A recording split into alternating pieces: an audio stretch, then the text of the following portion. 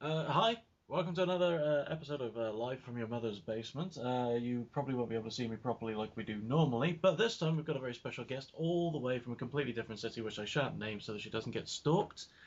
This time, we're talking to the lovely and incredibly talented Nicki Andrews. Thank you. Nice to be here. Ah, it's nice to have you here, actually. Nikki is somebody I've known personally for a few months, and she's recently starting to break into becoming a professional inker. Isn't that right? Yeah, I mean it's really hard work, but it's my dream and I'm really going for it. So Yeah, hopefully. it's really cool. It's actually quite awesome because I've been seeing you take part of this journey, so it's very exciting to watch you kind of develop. Actually, I've got to say on a personal standpoint, but Yeah.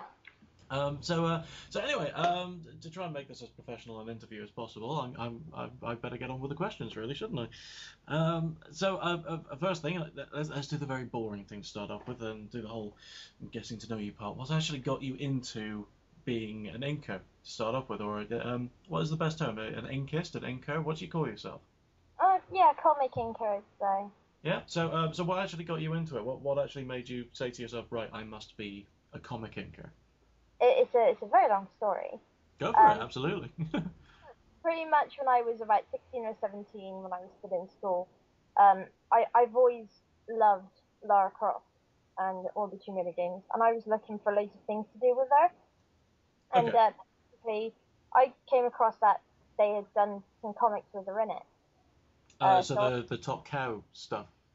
yeah, Yeah. all of that. I found all that out, and I was like, ooh. So I bought the really big thick book with like all the comics of Tomb Raider in it, Hmm. and I saw the crossovers of Witchblade, Oh yeah, yeah. and I really enjoyed that because I was like, oh wow, so that was really fucking cool. And Yes. She's a very empowered superheroine, isn't she? She was oh, quite different, wasn't she? definitely, I love her to pieces. And I basically got into that afterwards, and then I got into the darkness and Spasm and Soulfire and so on. So I've been pretty much branching off from all those areas. And in school, I was copying from the comics, just drawing the characters and kind of giving them my own twists. Right.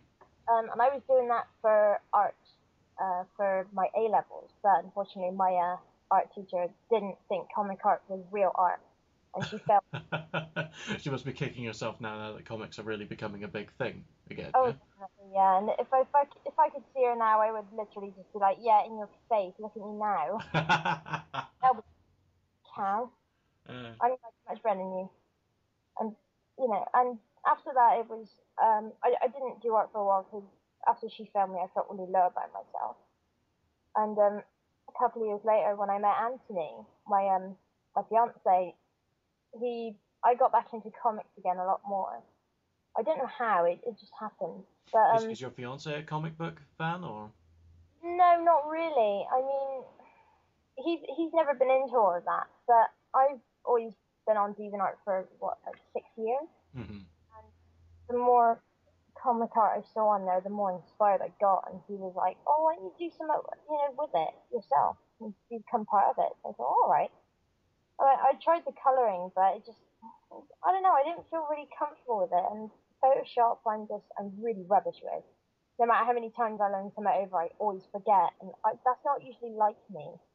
So But just to clarify, you're very much a hands-on inker as opposed to a digital inker, aren't you? oh yeah, I can't stand using digital ink. I mean, fair play on the people who actually do ink digitally, because it's like, yeah, they do a brilliant job. I mean, I had a bit of a rant with a friend on DeviantArt about it because he thought I was insulting him, and I was just like, well, no. I mean, if that's the way you want to do it, then that's fine. I mean, it's amazing work. You still do a really good job, but it doesn't give it the same reaction that a traditional inks would, because traditional inks are just, they're not completely perfect like they would be on a computer, you know.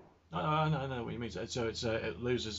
Do you feel that it kind of loses a bit of its soul, a little bit of its character if it's done Yeah, digitally? Or... definitely, it loses its edge because it's too perfect. And So, when you do it by hand, it just shows that you've tried harder, because it's like you really have to get a line perfectly straight with your arm, and it's really hard to get it straight. And I take it it's a real personal sense of achievement when you actually do it yourself, just by hand. Yeah, definitely. I mean, even when you look at my work, it's like it may seem really awesome and perfect, but when you look really close up, you'll see that a lot of my lines are wiggly. Right, Um, yeah. they're not perfect. So I kind of get a sense of pride when I see that, 'cause it's like, yeah, I'm not perfect, so what? But at least I do it as well as I can, and I still get praised for it. Well, you have plenty of followers on your DeviantArt. How many views have you had since? Because I remember you actually making an announcement. I think it was about 2 months ago about reaching a particular milestone on the number of views you have in your DeviantArt page. Yeah. I get like every 10,000 more I get, then I pretty much post up and say thank you very much for this many. And at the moment I'm on 52,995 page views. So Wow. So, five page views away till 53,000. Quite an achievement for me. I never thought I'd get that far let's say ever. 70,000 viewers can't be wrong, really, can they? Oh yeah. So when you actually you actually got started, what is it that you did to start honing becoming an inker? Did you start going to an actual school, or what was it more kind of a teach yourself kind of thing? I've always taught myself because after the colouring thing, I kind of went, oh, this really isn't for me. And so I thought, well, I'll try comic inking. So I tried it, and just, I don't know, it all fit into place. And so if you could, if you see my first um, inked piece, then you'll see how much I've actually come a long way. Hmm. Oh no, no, I said that to you one of the first times that I spoke to you about Yeah, how much you've actually progressed, and because I remember I'm fairly certain it was about 6 or 7 months ago that I ended up saying that that you were really exceptional and didn't need to do that much to actually be considered a professional level, in my opinion. yeah. I've had quite a lot of people say that, even though that they're not professionals. But I mean, one professional that really sticks out is Rick Basil-Dewar, who is Eric Basil-Dewar's brother. Hmm. He's a very well-known inker for Top Cow, and he's wonderful at what he does. And he's a really really good friend.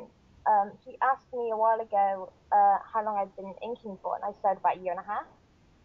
And he was quite shocked at that because he said that I'm at such a professional level already, even just for a year and a half, that I will go far in my comic thinking. So it's really good to hear that from a professional.